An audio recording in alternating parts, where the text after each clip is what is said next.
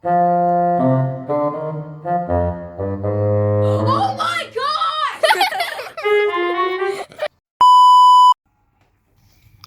Hello mga ka-TUI friend, isang magandang tanghali na naman mga kaibigan. Ito lang naman yung aking lunch. Yan, nakikita nyo yan? Meron tayong kamatis dyan. Linagyan natin yan ng bagoong. Tsaka meron tayong sili dyan. At merong lemon. Yun, yan Siyempre meron tayong isang piniritong daing na bangos. Yan ang aking niluto kahapon. At siyempre nag-steam din tayo ng talbos ng kamote. Siyempre hindi rin mawawala mga kaibigan yung ating kanin. Talagang Pinoy na naman ang ating pagkain ngayon mga ka-TUI friend. At syempre gaganahan tayo kapag tayo ay nakakamay sa ating pagla-lunch. Ayan. Alam nyo naman kapag sa probinsya mga ka-TUI friend ay napakasarap kapag marami tayong gulay Marami tayong mai-steam na gulay. Hindi lang talbos ng kamote. Di kaya kangkong at marami pang iba. Meron kang kamatis, abay meron kang bagoong dyan, abay ulam na. Ito lang naman yung ating simple na lunch. Pero makikanin. Kitang-kita nyo? Napakasarap talaga sumubo mga ka-TUI friend. Lalo kung kinakamay. Ay nako. Talagang mapaparami ang ating kain. Yan na ating daing ay napakasarap niyan mga kaibigan. Yan ang dinaing ko kahapon.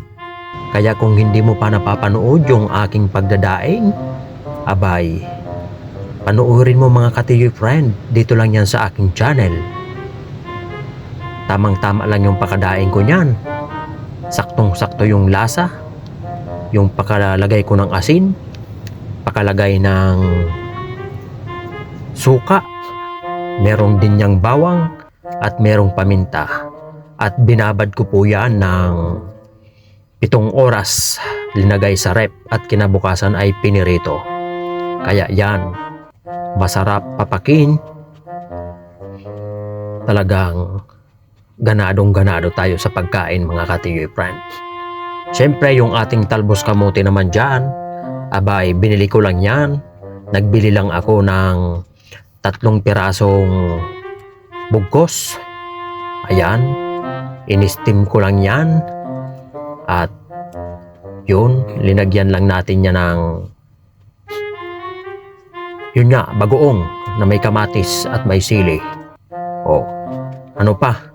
Abay, simple lang yung ating pagkain pero napakasarap at ganadong-ganado tayo sa ating pagsusubo.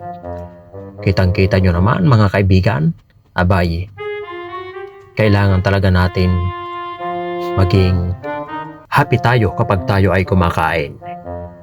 Di ba? Wow! Sarap talaga sumubo ng aking kaibigan. Kaibigan na si TUI friend. Di ba? Abay, kapag nasa bahay ka, syempre, kailangan nakakamay lang tayo kapag kumakain. Ito nga ang sarap, di ba? Wow. Talagang kapag napapanood mong kumain si TUI friend ay talagang gaganahan kang magpanood sa kanya dahil ang sarap-sarap ng kanyang pagkain. Ayun wow. Ginawa ko lang dyan sa talbos ng kamote.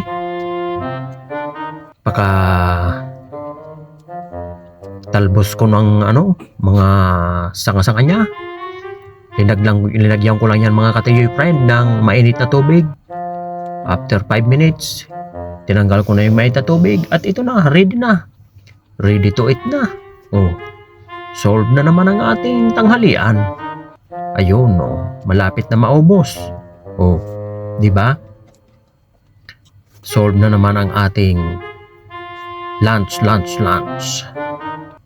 Yun. Wow, kaya kung hindi ka pa nakakapag-subscribe sa aking channel, mga kapatid, subscribe mo na ang aking channel, ang Tiyoy Friend. O, tapos na mga kaibigan ang aking pagla-lunch.